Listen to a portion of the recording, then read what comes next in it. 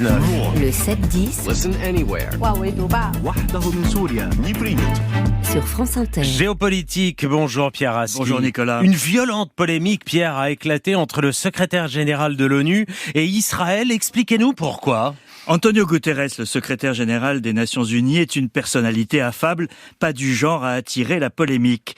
Hier pourtant, le gouvernement israélien a demandé sa démission et a pris des mesures de rétorsion contre les Nations Unies.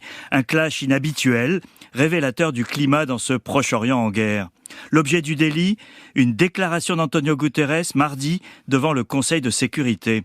L'ancien Premier ministre portugais a déclaré que l'attaque terroriste du Hamas le 7 octobre ne s'était pas produite dans un vide, mais dans le contexte d'une occupation étouffante de 56 ans. Il avait bien pris soin d'ajouter, je cite, que les griefs du peuple palestinien ne peuvent justifier les attaques effroyables du Hamas, mais aussi que ces attaques effroyables ne peuvent justifier la punition collective du peuple palestinien. Chaque mot est pesé et en aucun cas le secrétaire général ne trouve des excuses aux actions du Hamas. Rappeler un contexte n'est pas justifié.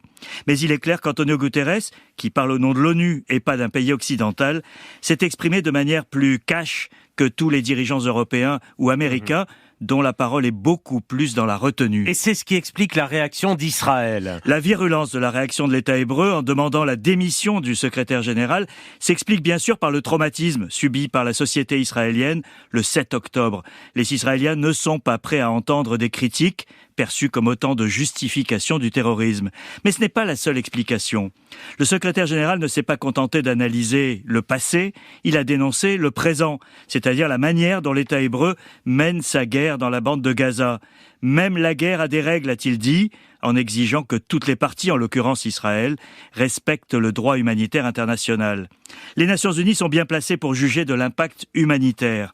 Leur organisation spécialisée, l'UNRWA, apporte depuis 1948 une aide vitale à quelques 5 millions de Palestiniens, y compris dans les pays voisins.